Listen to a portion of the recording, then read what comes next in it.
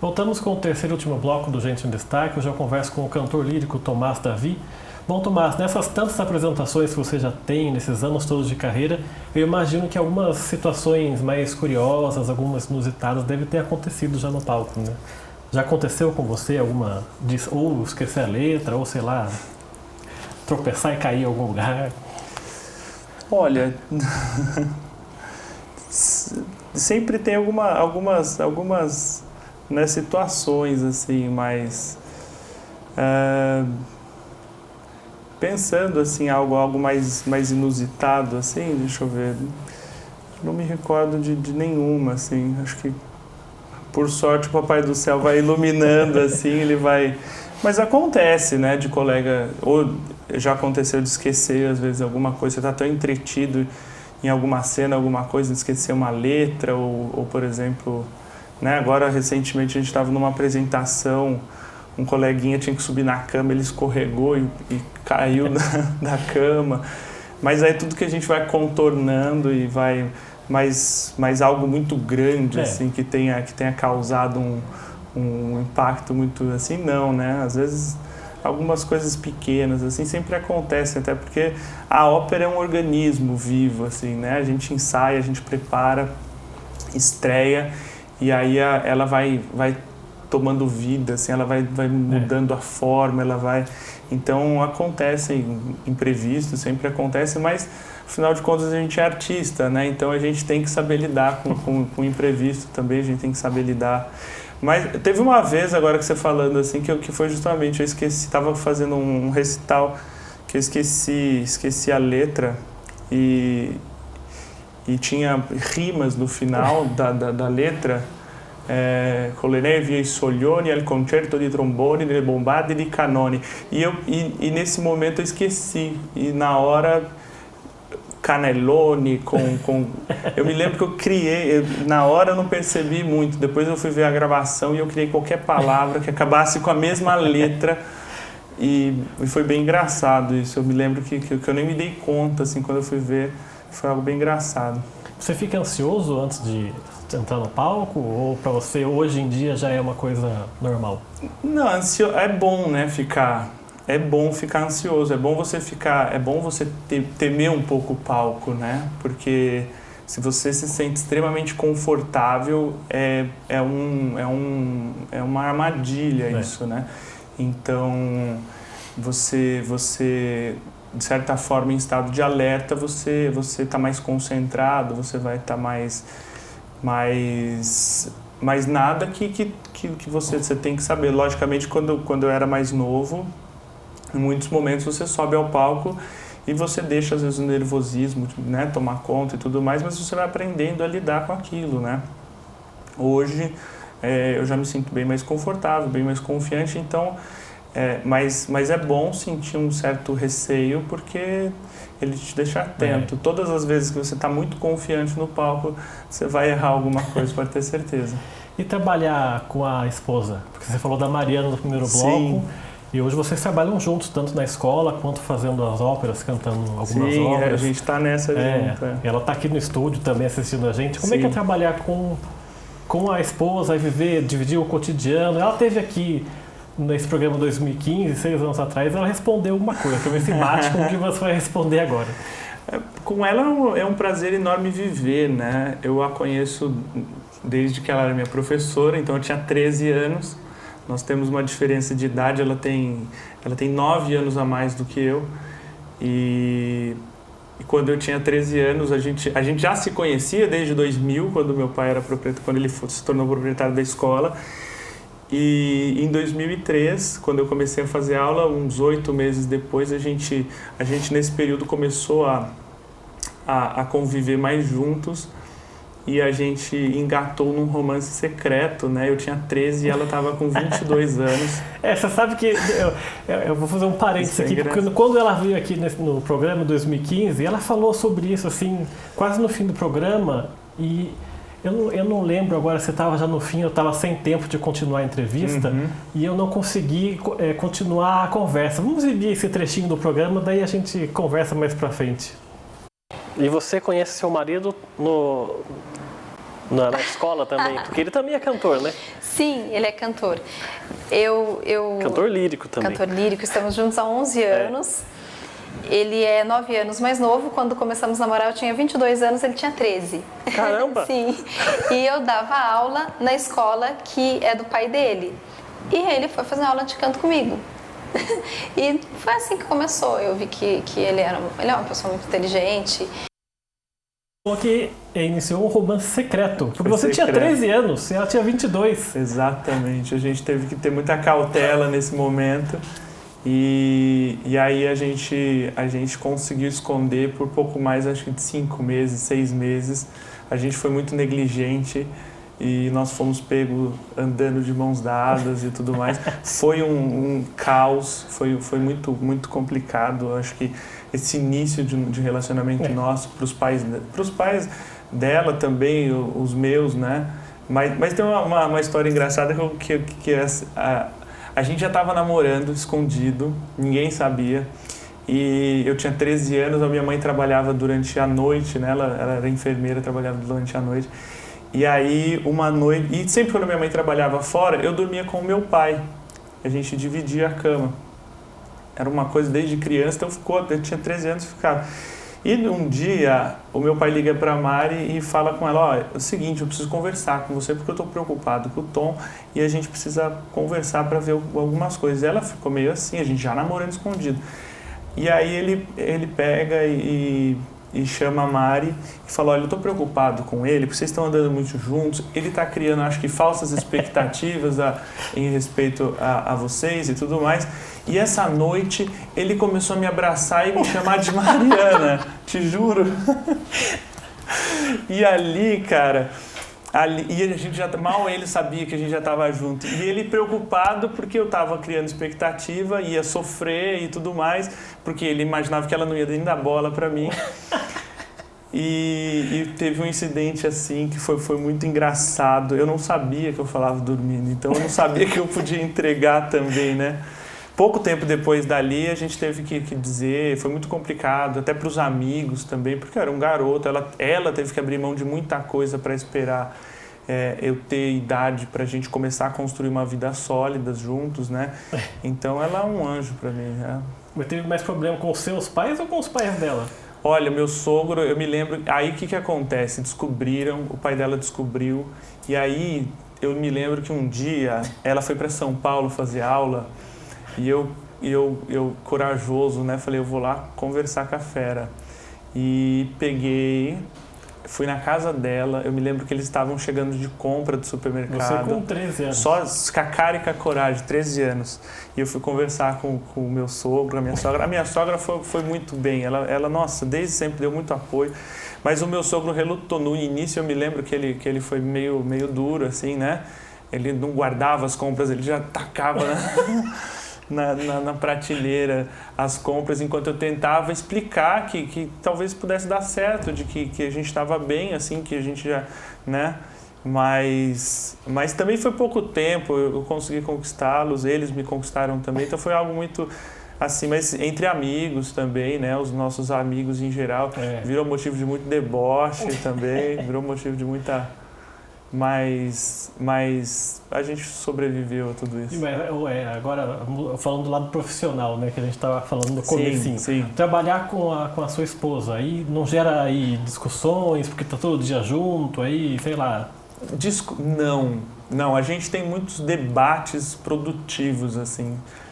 Até porque quando ela vai cantar e eu não participo, ou quando eu vou cantar e ela não está participando, a gente faz um processo meio que juntos de aprender.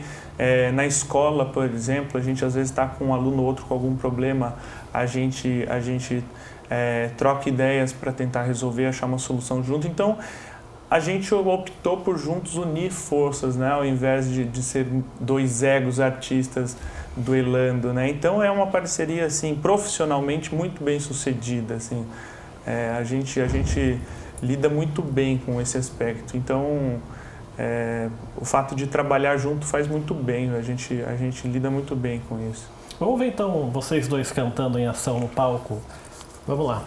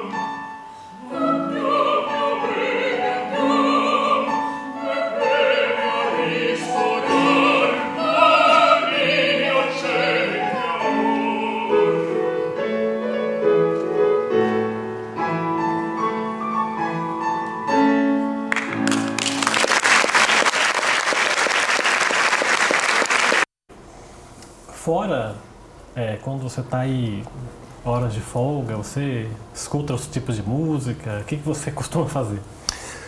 A gente... Hobbies, assim, eu gosto muito de filmes, ler, a gente escuta música também por lazer, né? Mas nada muito especial, assim, né? A gente gosta muito principalmente quando vai ouvir músicas, um hábito que a gente tem, às vezes, de parar para ouvir mesmo, né? Então, criar um pequeno ritual para isso.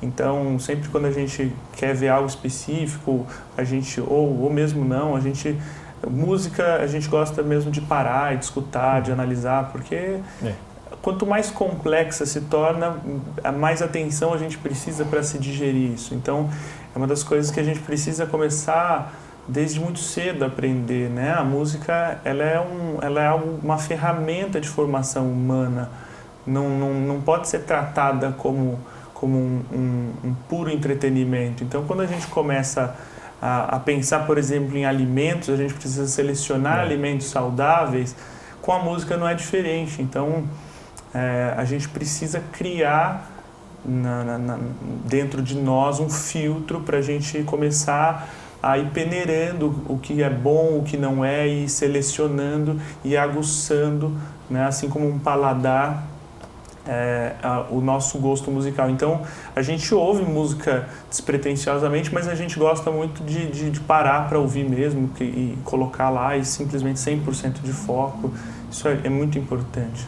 E como é que foi a enfrentar a pandemia? Esse 1 ano e pouco, que tudo ficou fechado, o teatro fechado, acho que a sua escola também fechou. Foi. Como é que vocês fizeram para lidar com isso? Olha, a gente instintivamente agiu muito rápido, né? Em relação à escola, por exemplo, né? Eu me lembro do dia 17 de março, foi o dia que a gente decidiu fechar as portas. A gente instantaneamente começou a criar uma maneira de compensar, né? Já que pessoalmente a gente não poderia estar junto. Como nós daríamos aula, então a gente já migrou para esse modo online, né? Então a escola, lógico que sofreu como né? Acho que tudo sofre né? Com o receio das pessoas e tudo mais, mas a gente conseguiu lidar com isso. E ano passado, em plena pandemia, por exemplo, que eu achei que a gente pudesse passar aí um tempo em branco por conta da pandemia, a gente nós fizemos uma montagem, foi o centenário, se não me engano, de Carlos Gomes. Nós montamos o Guarani, fizemos em algumas cidades, né? Mas a maioria delas com o teatro vazio, e foi transmissão online. Mas foi também muito complicado, porque ensaios à distância, a cena, por exemplo, todas à distância, e realmente foi um choque muito grande quando você termina, por exemplo, uma ópera e você olha aquele teatro totalmente vazio. Para mim, especificamente, foi um momento de muita reflexão. Eu me lembro das primeiras as sensações de você entrar, porque tinha que fazer um script ali de agradecimento para o vídeo, né? E o teatro vazio, você olha aquelas poltronas vazias e mexeu muito comigo, assim. Eu senti bem o que é na pele a falta do calor humano ali, né? Foi bem difícil. É porque você acaba repensando, né? É uma situação que o planeta inteiro nunca viveu. Exatamente. E principalmente as pessoas que lidam com a arte, né? Tudo fechou, tudo ficou parado, muitas pessoas desistiram da carreira para poder buscar algum dinheiro em algum outro lugar. E aí a gente tem dois pontos, né? O primeiro que assim, a gente já tem meio embutido, meio enraizado na nossa cabeça que música, artes em geral, é algo supérfluo, é algo para distrair, é algo para...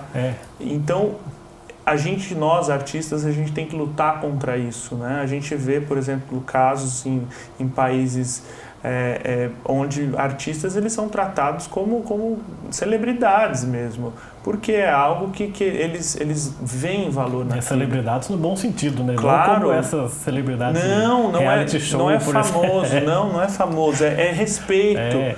né? Então o artista, porque vem o papel dele. Hoje, por exemplo, no Brasil, é muito complicado, porque a gente é o supérfluo. Então você imagina num momento de pandemia como esse, o que acontece com o supérfluo? Ele é cortado, né? Só que em contrapartida, quando você não tem nada, você não tem para onde recorrer, aí é o outro lado da moeda que nós vimos nessa pandemia. O que vai manter a nossa sanidade mental? Foi a arte. As pessoas ficaram em casas assistindo shows online, ficaram assistindo filmes, seriados, elas ficaram lendo. Então, aí a gente tem um grande problema social, né? Porque até quando a gente vai continuar, por exemplo, ignorando a importância das artes na formação do ser humano? Entende? Eu falo por experiência própria. A arte em geral, a música, trouxe as melhores coisas que poderiam acontecer a um ser humano, as melhores amizades, todas essas reflexões a respeito da vida. É a arte que instiga, né? Ela que faz lembrar de que, poxa, será que existe algo realmente que vale a pena? Será que existe algo que vai além do que esses olhos podem ver? Então ela desperta sensores no ser humano que faz com que a gente precisa refletir, e a partir dessa reflexão é óbvio que a gente vai crescer, né? Então, nós vivemos um ano bem duro, né? No sentido de termos sido privados, né? da nossa profissão, mas em contrapartida eu espero que de uma forma ou de outra as pessoas repensem, né? do porquê da música, do porquê da arte na vida delas, né? E a partir daí a gente consiga inserir isso na formação das nossas crianças, principalmente, porque às vezes vale mais a pena a gente investir num futuro não tão longo, né? E em educar essas crianças para a gente poder ter uma sociedade um pouquinho mais sensível do que a gente está vivendo hoje. Você está com uma bolsa aí, né? Eu trouxe um presente. A gente tem a nossa escola, né? Que foi a escola que... espetáculo. Isso. E aí eu trouxe para você alguns mimos, umas lembranças, que é uma caneca. Se você depois quiser trocar do programa, vou você deixar já tem aqui a caneca. Trouxemos uma camiseta exclusiva da escola. Obrigado pelo presente. Tomás, obrigado pela sua vinda aqui, pelos presentes, parabéns por toda essa carreira que você construiu ao longo desses anos. Obrigado por ter topado participar e contar um pouco da sua história aqui no nosso programa. Eu que agradeço mesmo ter sido considerado merecedor de estar aqui, e espero daqui a alguns bons anos, com mais novas histórias, eu possa voltar e a gente ter mais papo para colocar aí. Eu trago vocês mesa. Dois juntos, você e a Mariana. Seria um prazer imenso. Aí a gente vai contar tudo o que realmente aconteceu aí nessas entrelinhas do nosso conhecimento, quando a gente se conheceu. Tá bom, obrigado pela sua entrevista. O programa Gente em Destaque fica por aqui. A gente volta numa próxima oportunidade e até lá.